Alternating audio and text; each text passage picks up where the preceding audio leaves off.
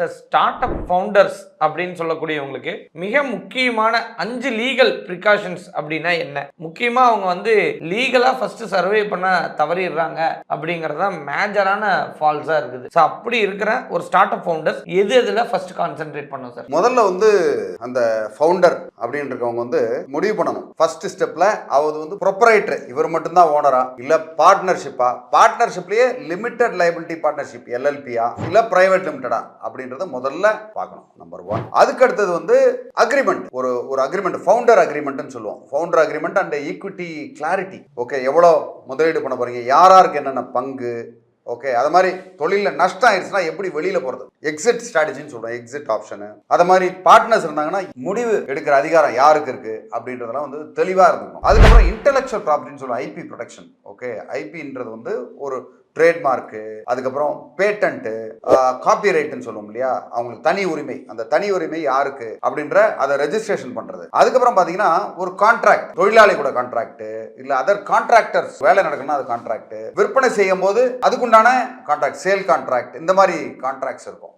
இந்த contract, employment, அது சம்பந்தமான வரையறைகள். அதுக்கப்புறம் நான் டிஸ்க்ளோசர் அக்ரிமெண்ட் இருக்கும். இப்போ நீங்க வந்து ஒருத்தவங்கிட்ட சர்வீஸ் நீங்க பண்றீங்க இல்ல பொருள் தயாரிச்சு கொடுத்தீங்கன்னா அதை பத்தின ரகசியங்களை வெளியில சொல்லக்கூடாது. அந்த மாதிரி இருக்கிற என்டிஏ இதெல்லாம் இருக்கணும். ஓகே, இது தவிர நமக்கு ஆலோசனை சொல்றாங்களா கன்சல்டன்ட், அந்த அக்ரிமெண்ட், கன்சல்டன்ட் அக்ரிமெண்ட்லாம் ரொம்ப ரொம்ப முக்கியமானது. அதெல்லாம் ரொம்ப யூனிக்கா இருக்கும். அதுக்கப்புறம் முக்கியமானது தான் ஒரு விஷயம் என்னன்னா டாக்ஸ் காம்ப்ளைன்ஸ் சொல்லுவோம். டாக்ஸ், அந்த டாக்ஸை வந்து எப்பப்பெல்லாம் கட்டணும், ஓகே, எப்ப எந்த இடத்துல வந்து அந்த டாக்ஸை வந்து ஸ்லோ டவுன் பண்ணலாம் அப்படின்ற அந்த வரையறைகள், அது வந்து கண்டிப்பா அந்த டாக்ஸ் காம்ப்ளைன்ஸை ரொம்ப ஃபாலோ பண்ணணும். அதுக்கப்புறம் ஆர்ஓசியை வந்து முக்கியமா, அது கீழே வர்றது வந்து ரெஜிஸ்டர் ஆஃப் கம்பெனிஸ், வந்து அது முக்கியமா ரெஜிஸ்டர் ஆஃப் கம்பெனிஸ்ல கண்டினியூஸா வந்து ரெனியூவல் பண்ணிக்கிட்டே வரணும், அது ரிட்டர்ன்ஸ் ஃபைல் பண்ணணும். ஓகே, ஜிஎஸ்டி எல்லாம் பாத்தீங்கன்னா சின்ன மிஸ்டேக்கா இருந்தாலும் அது ஒரு பெரிய பூதாகரமாகி பல மடங்கு ஃபைன் கட்டுறது, பெனால்டி கட்டுற மாதிரி வரும். ஸோ இதுல எல்லாத்தையும் விட இந்த டாக்ஸ் எடுத்து நம்ம மிஸ்யூஸ் பண்ணிடக்கூடாது. நம்ம வந்து வரி வசூல் பண்றோம் நம்ம கஸ்டமர் இருந்து, அதை வந்து எடுத்து நம்ம தாம் தும்னு செலவு பண்ணோம்னா முடிஞ்சது கதை. ஸோ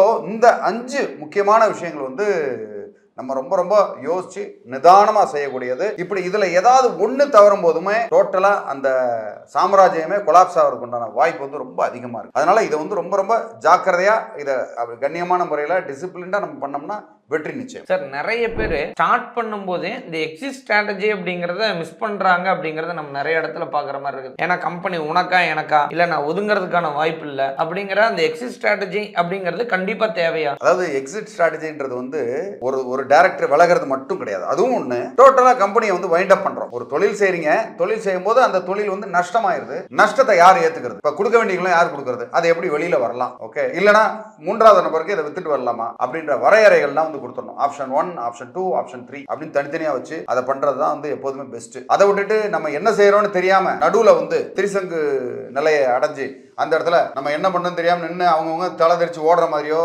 தலைமறைவாகிறதோ ஆகக்கூடாது. அப்படியானா என்னைக்குமே வந்து அவங்களுக்கும் அவங்க குடும்பத்துக்கும் ஆபத்தாயிரும். அதனால இது எல்லாத்தையும் முன்கூட்டி யோசிச்சு தான் செய்யணும். ஏன் நெகட்டிவா நான் யோசிக்கணும்? ஆரம்பிக்கும் போதே மூடுறதை பத்தி பேசுறா கிடையாது. பிரச்சனை வந்தா என்ன பண்ணணும்ன்றது உங்களுக்கு தெரியணும்.